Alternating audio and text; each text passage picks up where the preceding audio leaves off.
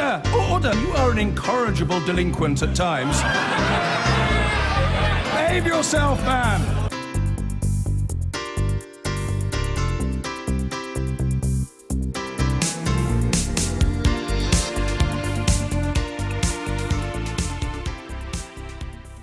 Can Jeremy Corbyn rein in his discontented MPs? Can George Osborne sell his spending cuts? All questions for the week ahead.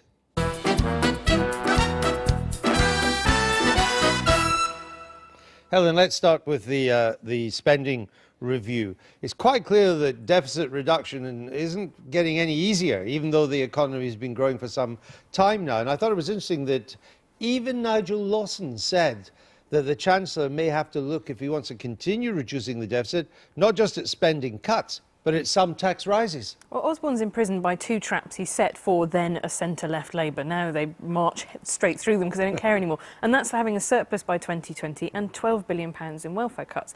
And that means that gives him very little room to manoeuvre. What the big problem, I think, is going to be for the Tories in this Parliament. Last Parliament, you had, for example, the cuts to councils, really heavy cuts to councils. That fell a lot on adult social care. So a very small number of people were hugely affected by that. This next round of cuts is going to mean a much larger group of people are affected a medium amount, as we saw with tax credits, and that is always much harder to get past the public. Do you think perhaps an increase in fuel duty? It gets a lot of money in. It's a big revenue earner for the government.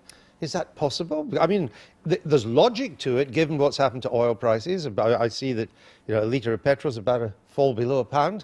Yeah, I think the logic is low oil prices, and the political logic will be, well, the government can say they've done enough on making fuel cheaper tax-wise in recent years. They now have a bit of political room for manoeuvre on that issue. But I think George Osborne is now boxed in not just by the decision to aim for a surplus and the decision to aim for £12 billion of welfare cuts, but also things like the decision which Nigel Lawson alluded to protect entire departments of spending, National Health Service, foreign aid, schools to a certain extent, defence. Defence now, anything to do with people over 65 or...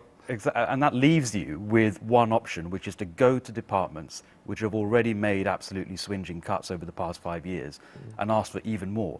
There's a perverse incentive in Whitehall where once the Treasury know that, for example, DCLG, local government, or business are capable of making very deep cuts, as they have done, those departments are rewarded by being asked for more cuts. So there's a perverse incentive almost to hold out and not be a pro-austerity department. Do What? I think George Osborne has a thoroughly consistent record, and I think he's going to do in this Parliament what he did in the last Parliament, which is that he duffs up the Labour Party and then he implements their fiscal deficit reduction plan. So in the last Parliament, he halved the overall fiscal deficit. That was known as Alistair Darling's plan. That was the Darling plan. In this Parliament, he went into the election saying, I will run a surplus, 10 billion surplus, 2 years before the general election. He's already delayed that by 1 year. He's announced on the Andrew Marr show today that 10 billion has now pretty much gone. He may run a surplus, but it'll be £10 rather than 10 billion. And that will be much, much closer to the Ed Balls plan. And he's, as Helen was saying, he's got himself into this mess because he set a trap for Ed Balls, and now he's got to move on. He's got a huge... There's a danger, Helen, is there not also of just public weariness? I think the Treasury is worried about this. It's the mood of the public. We're now in our 6th year of all this, and there's still 80 billion to go. And the public in Greece, in the end, just got fed up. They elected Syriza. And in Portugal a couple of weeks ago, although the Portuguese economy was recovering quite well, the public just got fed up. We're now going to have a left-wing government in Lisbon. I think one of the weirdest things about the election campaign was we heard all about this long-term economic plan. Actually, if you ask people what the long-term economic plan was, very few people actually seem to know. And I think most people assumed we've been through some pain, but things are now on the upside. What they didn't realise is that the cuts in the second term were going to be deeper. Well, I think this comprehensive spending review, live on BBC Two, as you point out, from 11:30 onwards this Wednesday, it's going to be a seminal political, not just economic, a political event. Let's move on to the Labour Party. We've got this vote on Trident. SNP have put it down. It's kind of meant in a way to be a trap for Labour. But Labour's policy as it stands is in favour of Trident. That's still the policy, even though the leader is against it. Is it credible for the whips to say to MPs, just stay away or abstain? I think they'll probably get away with it because it's an abstention and it's a backbench vote. The trouble is that, as you say, it was set at conference, and by the rules of the Labour Party, it can't come on the conference floor for another 3 years, so they're stuck with it. Meantime, the Labour leader is completely opposed to it. It's one of the few things that he says is absolutely no compromise on. And he has had to make a series of compromises on other things like NATO membership, for example. This is the one thing that he says is absolutely... Let me just get this right. No matter what Mr. Corbyn and Mr. McDonnell want, they can't change it for another 3 years? That's according to the Labour Party rules. It I has think to. you'll find what it has to happened go- at the Labour conference was that they attempted to have it Yeah. debated and they failed. And what is happening now is that there is a review, and it's up to the National Policy Forum. And this review that is being chaired by Maria Eagle, the Shadow Defence Secretary, and by Ken Livingstone, no fan of Trident, they're looking at it, and that will go to the National Policy Forum, and that will decide it. But that's a way of overruling essentially what the existing rules are. Rules are to get... So you've got this to strange get it. situation where Jeremy Corbyn in all other situations wants to promote grassroots decision making on things that he agrees with that his PLP doesn't agree with, but not so much in this case. I mean, the point Caroline Flint was making from her point of view in the interview was that you can't keep on having free votes on such massive issues as to whether this country should have a nuclear deterrent and whether we should extend the battle against Islamic State to Syria. Well, you can't even have, I think, a huge disparity between leader and parliamentary party on existential issues, because what it leads to is the leader having to use furtive, sort of surreptitious methods to get his own way and negotiate around party policy. And the ultimate example this week or last week was getting that famous defence expert, Ken Livingstone, to co-chair the defence review. I mean, when you've got the leader of Be the careful, party... he'll be saying you're mentally unbalanced. Or getting my name wrong, as he did this week with We'd never do that, Fred. Kevin Jones. Can I just say on Briefly, 'cause I wanna move Trident, on I think to if the you get vote. 60% of the vote in a leadership election, it's perfectly fair to put forward what your view is. Indeed. And he has to make a decision. They've got to have a decision by the time there's the big vote on Trident, which is next year. The difficulty is the here and now, and the here and now is obviously Syria. The here and now is having an effect, because we had a poll this morning, ComRes, for the Independent on Sunday and the Sunday Mirror. And one of the questions was about national security. I mean, who do you think would keep you and your family safe? 39% trusted David Cameron, only 17%, half of the Cameron vote, for Jeremy Corbyn. And the point I put to Caroline Flint is that this is dangerous for Labour because they already have a problem on economic security. That's one reason they didn't win. They lost 100 MPs, or there are 100 MPs behind the Tories. To not be trusted on national security as well means it's well nigh impossible to win an election. And they've wrapped that in with a very seductive narrative about patriotism as well, that started with Jeremy Corbyn not singing the Queen's speech.